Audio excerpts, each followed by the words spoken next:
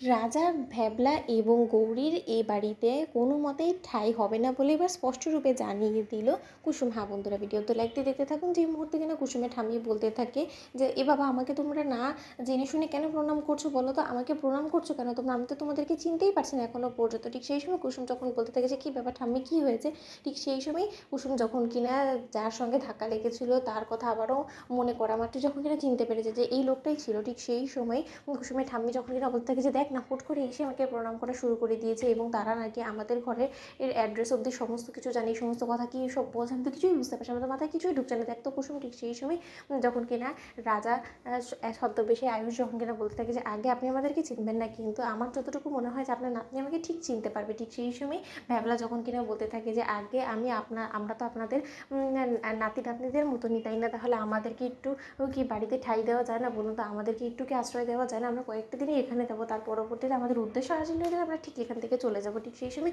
অনুশ্রীও যখন কিনা এক পর্যায়ে পায়ের কাছে পড়ে যায় এবং বলতে থাকে যে দোহাই লাগে ঠাম্মি, আমাদেরকে খালি হাতে ফিরিয়ে দেবেন, আমরা অনেক আশা করে আপনাদের বাড়ি সন্ধান খুঁজে এখানে এসেছি, এই সময় আমাদেরকে যদি আপনি পায়ে ঠেলে দেন তাহলে আমরা কোথায় গিয়ে উঠবো বলুন? আমাদের তো কোথাও জায়গা নেই, আমরা এত কষ্ট করে সেই অনেক দূর থেকে এখানে এসেছি, আমাদেরকে এতটা অসহায় করে দিবেন না? আমরা সমস্ত কিছু হারিয়ে নিঃস্ব হয়ে এখানে এসেছি, শুধুমাত্র আপনি আমাদের শেষ আশ্রয় দিতে পারেন। এবার যদি আপনিও আমাদের কাছ থেকে শেষ আশ্রয়টুকু, মাথা গোঁজা ঠাইটুকু কেড়ে নেন তাহলে আমরা কোথায় গিয়ে উঠবো বলুন তো?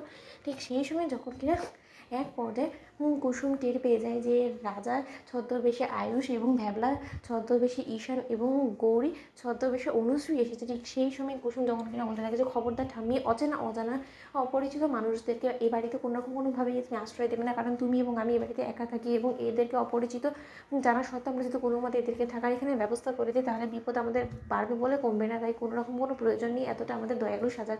ঠিক সেই সময় যখন কিনা কুসুমের ঠাম্মি বলতে থাকে যে আচ্ছা কুসুম, তুই এতটা নির্দয় কী করে হতে পারিস বলতে, এতটা পাষাণতা তুই কোনো মতেই ছিলিস না, তুই কলকাতা যেয়ে না বড্ড বেশি পাল্টে গিয়েছিস, তুই একবার ভেবে দেখেছিস যে যদি একবার এদেরকে আমরা পায়ে ঠেলে এখান থেকে গৃহস্থ বাড়ি থেকে আমরা ওদেরকে বিদায় করে দিই, তার পরবর্তীতে আমাদের যদি গৃহস্থ কোনো রকম অমঙ্গল হয় তখন কী হবে বলতো? তার থেকে বরঞ্চ ওরা যখন কিনা এখানে থাকতে চাইছে, একটু আশ্রয় যাচ্ছে কয়েকটা দিনের জন্য, ওদেরকে এখানে থাকতে দে না। ঠিক সেই সময় কুসুম বলতে থাকে যে ঠাম্মি, তুমি কেন বুঝতে চাইছো না বলো তো, এরকম অপরিচিত অজানা মানুষদেরকে এখানে রাখাটা আমাদের পক্ষে কোনো মতেই ঠিক হবে না। ঠিক সেই সময় যখন কিনা এক পর্যায়ে অনুশ্রী বলতে থাকে যে ঠাম্মি, তুমি যে কথাগুলো বলেছো সেটা একদম ঠিক, এবং তুমি যেটা বলছো আমাদের সেই পথে হাঁটা উচিত, কেন যে তোমার নাতনি বুঝতে চাইছে না সেটা তো আমি বুঝতে পারছি না। ঠিক সেই সময় কুসুম এক পর্যায়ে হার মেনে যায় এবং কুসুম বলতে থাকে ঠিক আছে ঠাম্মি, তোমার যা ইচ্ছে তুমি করো, আমি বরঞ্চ বাড়ি থেকে বেরিয়ে যাচ্ছি। ঠিক সেই সময় রাজা কুসুমের হাত চেপে ধরে এবং বলতে থাকে যে এতটাও তো নিষ্ঠুর এবং পাষণ্ড তুমি ছিলে না, কবে থেকে নিজেকে এতটা পরিবর্তন করে ফেললে বলো তো? ঠিক সেই সময় কুসুম বলতে থাকে যে এটা কুসুম সরকারের নতুন রূপ, যেটা এখনো পর্যন্ত আপনারা দেখেননি। তো বন্ধুরা, লাইক কমেন্ট শেয়ার করে সাবস্ক্রাইব করতে ভুলো না।